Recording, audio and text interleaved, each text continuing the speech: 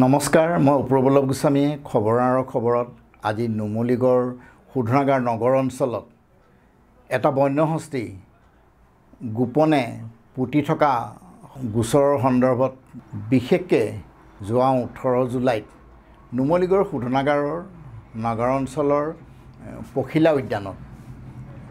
এটা বন্যহস্তী তেওঁলোকে মুকলিকে ইলেক্ট্ৰিফিকেশ্যন কৰি থোৱাৰ বাবে কৰুণভাৱে মৃত্যু ঘটিছিল আৰু সেয়া আছিল পুৱাৰ ঘটনা আৰু বন্যহস্তী এটা শিডিউল 1ৰ প্ৰাণী কাৰণ আজি বন্যহস্তী আসলে বিৰল প্ৰজাতিৰ প্ৰাণী কিন্তু এই শিডিউল 1ৰ প্ৰাণীটো নুমলীগড় শোধনাগাৰ নগৰ অঞ্চলৰ মুখ্য প্ৰবন্ধক উজ্জ্বল নয়ন সন্দিকৈ আৰু প্ৰবন্ধক আছিল বেদাংগ কাশ্যপ এই দুয়োগৰাকীয়ে গোপনে নিমখ হাতীৰ গাত দি জেচিবিৰে গাত খানি পুতি থৈ দিছিল আৰু যেতিয়া বন বিভাগ অৱগত হৈছিল তেতিয়া নুমলীগড় শোধনাগাৰৰ কৰ্তৃপক্ষই বন বিভাগক অৱগত কৰিছিল আৰু সন্ধিয়া গোলাঘাটৰ ডিএফঅ গৰাকীয়ে গৈ সেই অঞ্চল পৰিদৰ্শন কৰি হাতী পুতি থকাৰ তেওঁ সম্ভেদ পাই তেওঁ পুনৰ জেচিবিয়ে খন্দাৰ নিৰ্দেশ দিছিল আৰু পিছদিনা পুৱা জেচিবিয়ে যেতিয়া বন্যহস্তীটো খান্দি উলিয়াইছিল মৃত বন্যহস্তীটো তাৰ পিছতেই বন বিভাগে তদন্ত আৰম্ভ কৰিছিল আৰু 18 জুলাইৰ পৰা 24 জুলাইলৈকে বন বিভাগৰ হৈ শৰীফুল ইছলাম নামৰ এজন তদন্তকাৰী বিষয়াই তদন্ত কৰিছিল আৰু 24 জুলাইত তেওঁলোক গ্ৰেপ্তাৰ হৈছিল আৰু এক দুৰ্ভাগ্যজনক ঘটনা যেটো নুমলীগড়ৰ লোকসকল শিক্ষিত লোক আৰু তেওঁলোকে পৰিৱেশ সম্বন্ধত বহুত আমৰা বঁটা বাহনো লয় শোধনাগাৰে বিভিন্ন ধৰণৰ তেওঁলোক এটো আসলতে হাইটেক শোধনাগাৰ বুলি আৰু নগৰ অঞ্চলৰ এই দুগৰাকী বিষয়াই কি পৰিস্থিতিত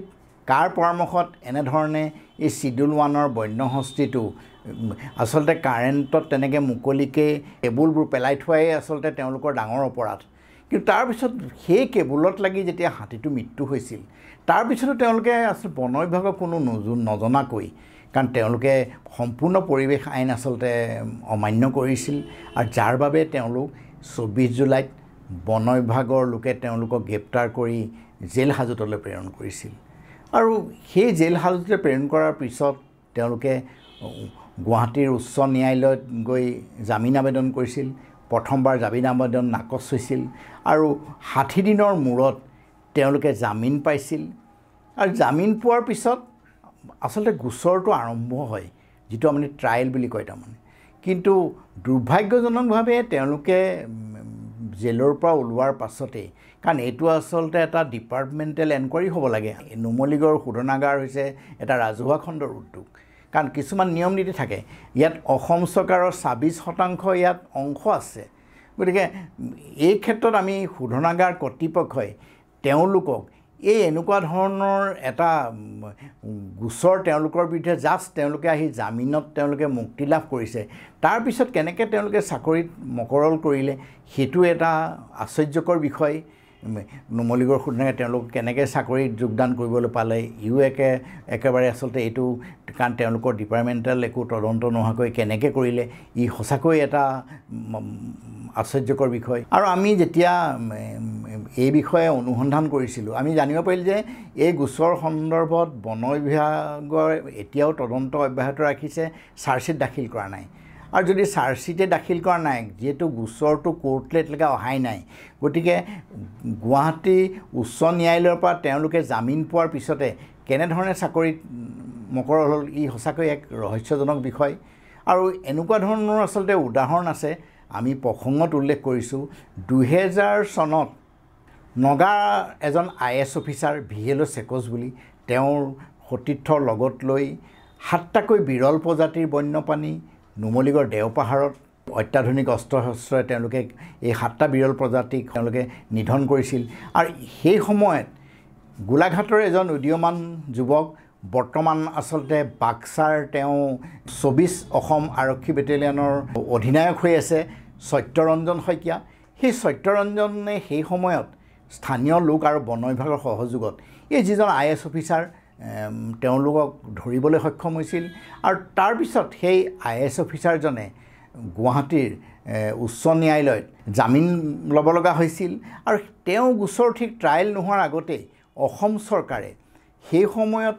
নাগালেণ্ড চৰকাৰ আৰু অসম চৰকাৰ যিটো প্ৰতিবেশী ৰাজ্য সেই সময়ত মুখ্যমন্ত্ৰী তৰুণ গগৈ ডাঙৰীয়াই